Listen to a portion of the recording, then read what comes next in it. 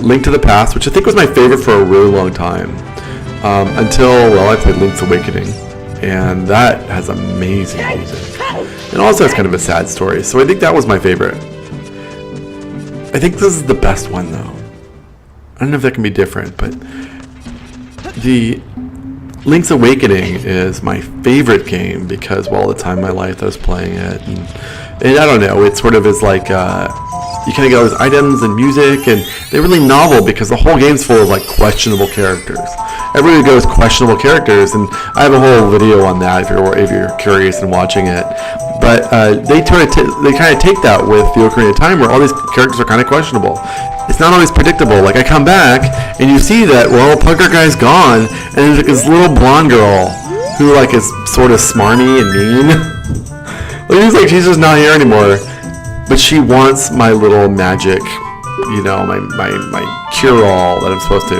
And this is what she says, is that the punk guy became the Stalfos, which is Stalfos are those like skeleton guys that kind of jump at you, right? They're even in the very first Legend of Zelda.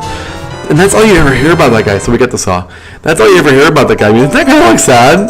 They're like, oh, no, he's not here. I know he was here 5 minutes ago, but he's totally like dead. Or actually, you kind of killed him earlier. And you're like, oh, right. I mean, maybe I'll kill him later, right? Maybe I fight Astolfos and I totally find out that it was like the guy that I was supposed to help out, right? So these are the tragedies, I don't know. So now we kind of segue a little longer in, right? And so I've got my little saw, and it's nighttime, and I'm riding Epona, right? Oh, isn't that cool? I love when it like jumps across the water like that, right? Bridge isn't fixed or anything like that because, well, he needs the saw. Guess what I got?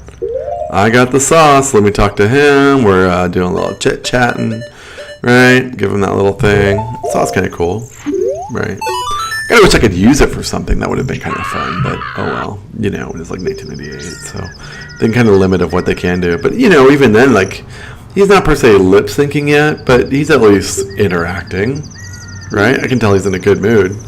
So I give him a saw, he gives me a broken sword. It was a poacher saw. I mean, it probably wasn't that good of a saw, you know. I don't know. What does a poacher need a saw for? Like they like saw the tree down to like poach a tiger.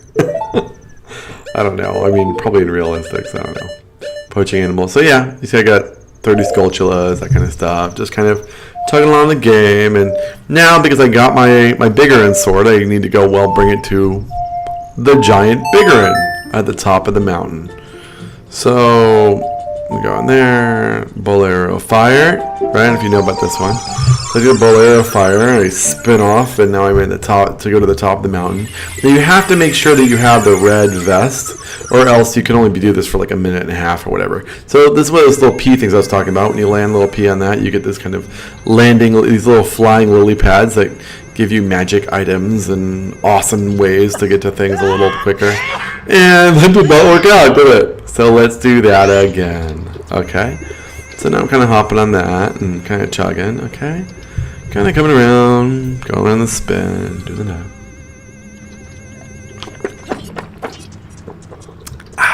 Okay. Healthy water, best stuff on earth.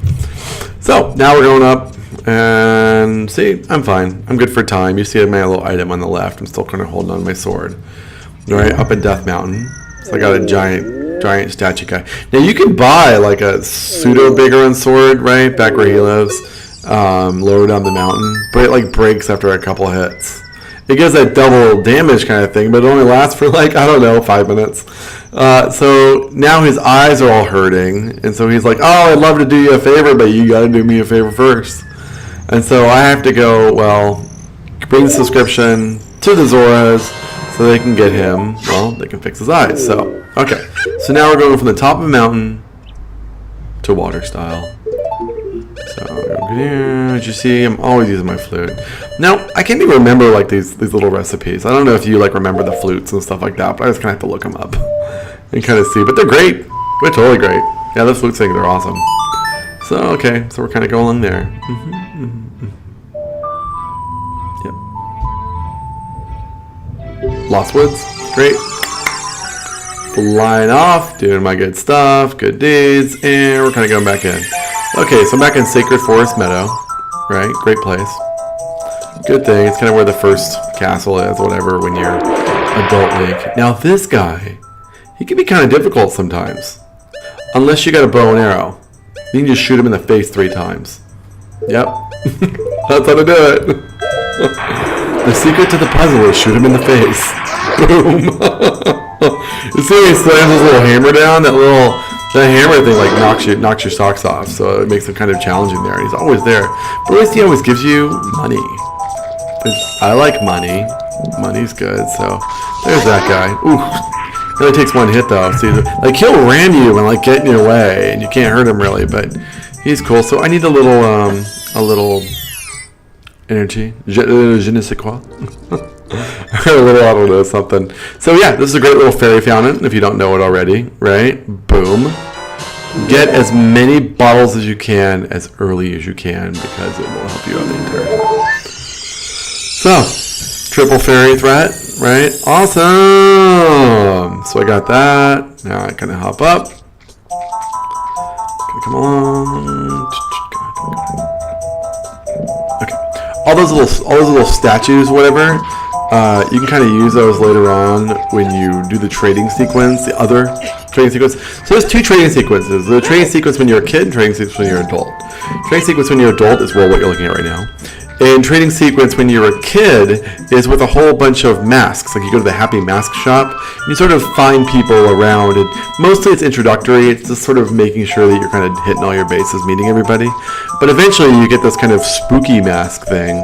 And then when you're wearing this spooky mask, you can kind of talk to those little statues, and they'll give you really good advice. Really solid. So now I'm trying to go to Zora's. So there's all these little extra portals and stuff. So I went to the Lost Woods, and now I'm in front of Zora's River. Kind of just saved a little time. I don't know if you wanted to watch me like run the same thing over and over and over. Okay, so now I play my flute. Okay. You got it. You got it, buddy. You got it, buddy. Okay, do it. Okay. Awesome. So yeah. How's it going? Doing good? Oh, that's good. Yeah. Having a fun time? Oh, you're playing a video game while you're watching. That's nice. So, we are here. And yeah, okay.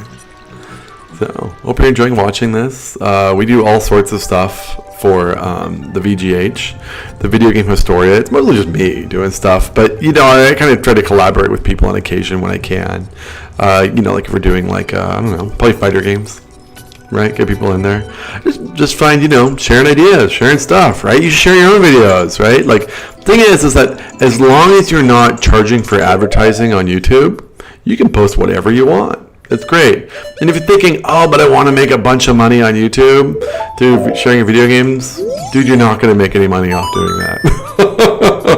I mean, maybe you will a little bit if you get like 100,000 people watching it, and even then you have to have some official stuff, and it's just not worth time. So now we're getting the ingredients, right? We're getting this little eye drops because he doesn't actually know how to make them, but he just sort of has the ingredients for it.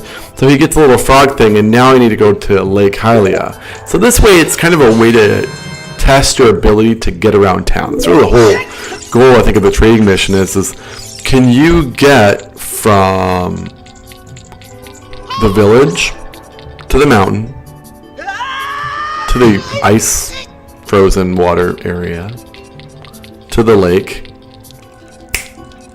back up to the volcano, well, into the mountain, essentially. So it's kind of seeing if you can go to all the places, right? So now I'm just kind of running along, right? 2.5 minutes, right? Kind of seeing what I can do. Oh, we also hit the field too. That's always kind of nice. So, okay, so here we go. Here we go. So Lake Hylia is kind of tricky to get to because the way you can get there when you're a kid is you see back before where it was all frozen. There was a little hole there, and you could jump in the hole, and then you're in Lake Hylia. But because that little hole's gone, I have to run the whole thing. That's what I'm doing. So I'm just running. Don't worry, I'll get Epona in just a minute because, well, after a while you just get a little tired of running down a river. But, you know, you can, but, you know, clock's a ticking. Clock's a ticking. It's always ticking. Well, not always, but in this instance it is, right? So I got About 149 to go, right? Not that much time. I've already kind of lost a bit.